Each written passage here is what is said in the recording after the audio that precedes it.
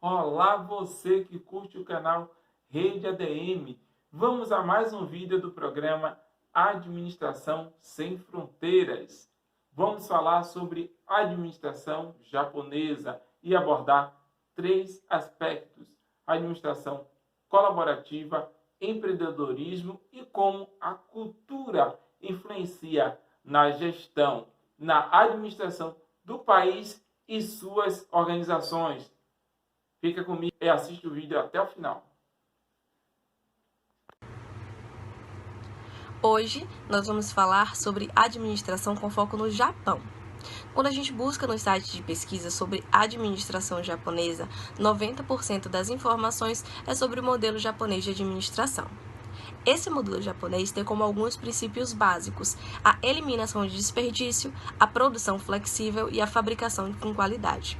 Porém, para que esse modelo tivesse êxito, foi implementado também a administração colaborativa, ou seja, todos os funcionários da empresa fazem parte dos processos de decisões. Quando nós vamos numa empresa para sermos atendidos, muito dificilmente quem nos atende é o chefe, quem nos atende é o dono. A gente vai ser atendido pela linha de frente, e essa linha de frente é a área operacional, é um vendedor, é uma recepcionista. Então, foi lá, na área operacional, que nasceu o modelo japonês de administração. A empresa é como se fosse uma máquina. Para ela funcionar, para a máquina funcionar, precisa todas as peças estarem funcionando perfeitamente bem e em harmonia.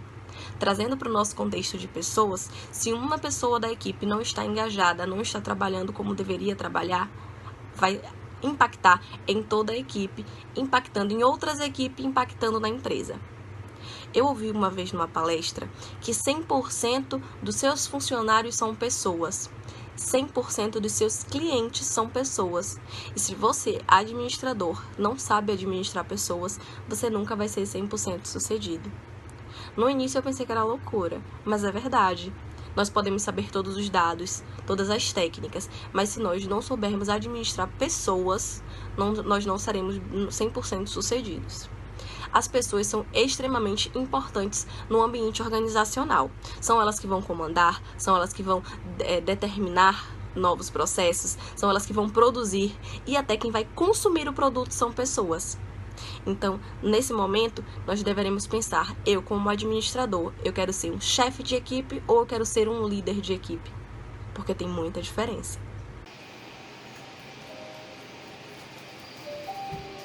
Konnichiwa. Fala galera, eu sou o Flávio José e a gente vai conversar hoje sobre a importância das pessoas para o Japão.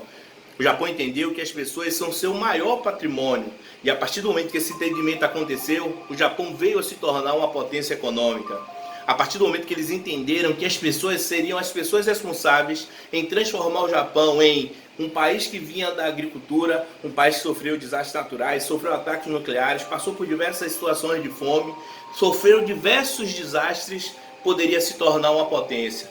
Cabia ao cidadão, e esse cidadão só faria isso no momento em que ele se sentisse pertencente a essa estrutura. E aí a importância do administrador, a importância do gestor. Ele entende que ele vai ter que planejar, organizar, dirigir e controlar. Ele vai ter que usar habilidades como contextualizar, usar técnicas e vai ter que usar estratégias para que tire isso do papel. Botar na prática tudo aquilo que ele sabe, entender a contextualização, para não cometer gafes nem gastar energias e recursos necessários. Um exemplo foi a McDonald's, que foi implantar sua loja na Índia. Ela não venderia nada lá porque carne bovina seria rejeitada pelos indianos, porque a vaca, por exemplo, é um animal sagrado. A partir do momento que eles entenderam o contexto, eles reviram seu cardápio e tiveram um sucesso. Entender que o humano é fundamental nesse processo. sem um humano capacitado, sem um humano respeitado, ele jamais produziria tudo que ele poderia produzir. E aí entra a importância do administrador. O administrador deve ser empático, deve ser líder. O administrador deve ser rapol. Como rapol? É a ideia de entender o outro para poder conduzir o outro para fazer o que deve ser feito, influenciar positivamente, que é totalmente diferente de manipular. Esse administrador, ele deve ter um relacionamento intrapessoal bom e um relacionamento interpessoal melhor ainda, porque a partir do momento que ele entende a ele pode compreender e ajudar os próximos. Mas para isso é necessário uma mudança de mentalidade. Quero um dia que escreveu um livro chamado Mindset, falando sobre dois mindset, o mindset do crescimento e o mindset fixo. O mindset fixo faz com que a gente entenda que nós não somos capazes de ir além da onde nós estamos. O mindset de crescimento, independente da diversidade que a gente sofra, faz com que a gente entenda que é possível fazer diferente, é possível fazer melhor, e as experiências negativas devem servir justamente como experiências para não serem repetidas e chegarmos ao sucesso. Isso faz com que o administrador trate esse funcionário não como empregado, mas como uma pessoa que merece respeito. Tudo bom? Professor, Tudo olá. bom. Como vai você? Tudo bem.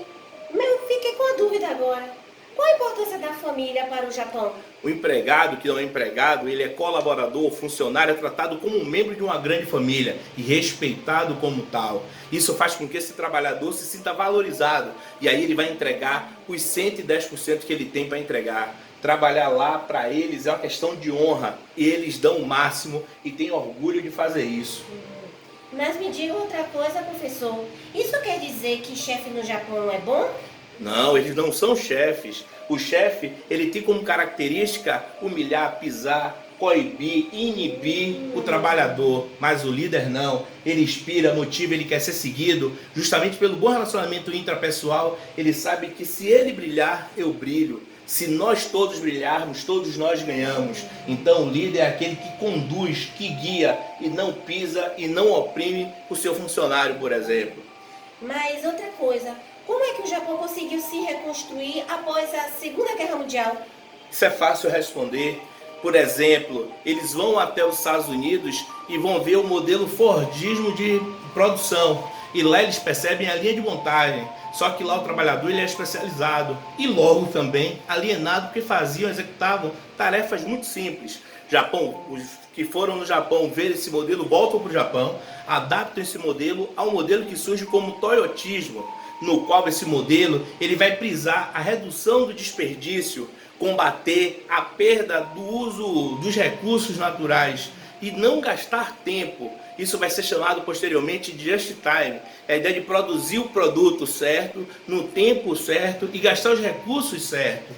Isso vai fazer com que o Japão ele alcance um outro patamar. Ele passa a dar autonomia ao funcionário para interromper a produção quando ele vê um problema. E ele não espera vir de cima para baixo, mas pode ser de baixo para cima. Mas eles são patriotas ou nacionalistas? Dificilmente não serão patriotas. Tratados com respeito como são, eles vão amar sua terra. Mas qual a importância de ter um propósito? Frank Dill, judeu, durante o seu período em Auschwitz, ele percebeu que todas as pessoas que perdiam seu propósito desistiam de viver. Então, a partir do momento que a empresa identifica o propósito desse trabalhador e atrela seu propósito ao propósito da empresa, ou vice-versa, esse rapaz ele vai feliz executar o seu trabalho. Então, professor, muito obrigado. Falar sobre o Japão é falar de um país visionário e empreendedor. Podemos observar isso após a Segunda Guerra Mundial, que mesmo em meio à decadência da sua economia, o país ele pôde se reerguer, tornando-se essa potência que é hoje. Todos os seus cidadãos líderes se juntaram para que o país ele pudesse novamente ser reerguido. Um exemplo disso é o Matsushita, que foi um grande empreendedor também e visionário.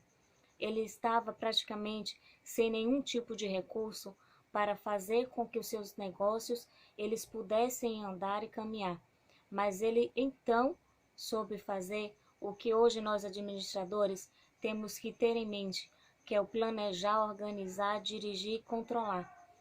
Sendo assim, ele começou na empresa dele fazendo lanternas de bicicleta e divulgando seus serviços nas vitrines de loja, algo que até então parecia para muitas pessoas não dar muito resultado. mas a sua persistência e força fizeram com que ele não desistisse, que ele continuasse no foco estabelecido e que ele pudesse, mesmo que a longo prazo, ter sucesso na sua caminhada. E um grande exemplo que o Matsushita traz para nós é que ele, também juntamente com seus funcionários, ele mostrava desde o início como e quando que ele iniciava e finalizava algo, ou seja, o início de um produto até a consolidação da sua empresa no mercado. Ele acompanhava desde o início até chegar na mão de um consumidor. Ele mostrava como tratar também o seu parceiro, ou seja, o consumidor. Por quê? Porque se ele tinha um produto e o consumidor não tivesse interesse, a empresa dele não iria crescer. Então, para ele, isso era uma parceria. E foi onde ele conseguiu fazer a sua empresa e se estabilizar. E após alguns anos, ele inovou. Ele pôde inovar, criando novos produtos, onde ele começou com uma empresa onde ele fornecia essas lanternas de bicicleta. E hoje, ele pode também mostrar que ele é uma grande potência, colocando em vista a Nacional e a Panasonic, que hoje são duas empresas de forte nome e que pertencem a ele.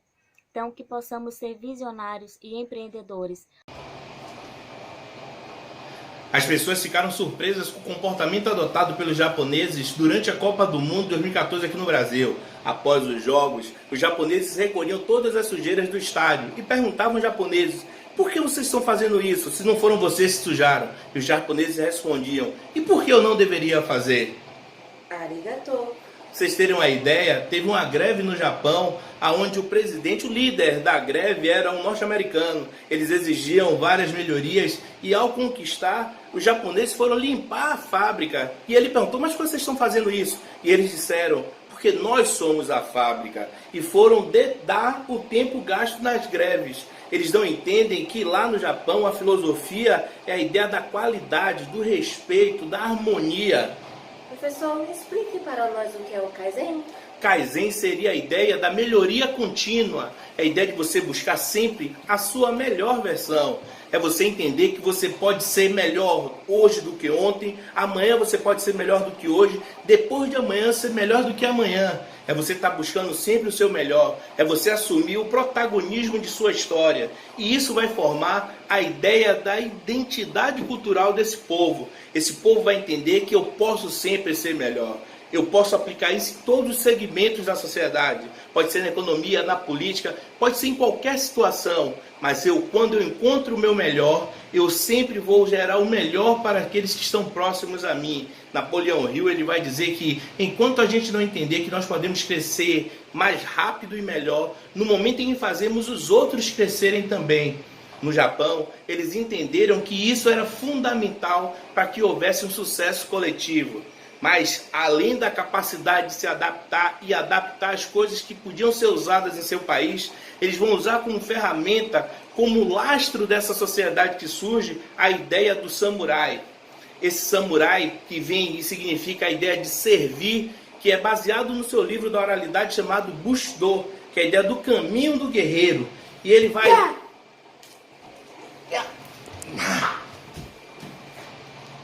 O samurai, ele usa a katana, que seria a sua alma, a sua espada. Mas agora, o Japão usa a educação. A educação passou a ser a sua melhor, maior e única arma para o sucesso. A educação, o respeito, que vão ser implantados e investidos depois da Segunda Guerra Mundial pelo seu algoz, os Estados Unidos. Quando vai investir no Japão, o Japão pede para que seja investido em educação. E essa foi a sua arma. Isso faz com que eles cresçam, isso faz com que eles se tornem potência, isso faz com que eles se tornem referência para as pessoas. Eles entendem que tem que servir, eles entendem que eles dando o melhor, não tem como eles não receberem o melhor. E parafraseando, nós somos livres para escolher o que vamos plantar, mas nós não somos livres para escolher a colheita. Arigato, sayonara.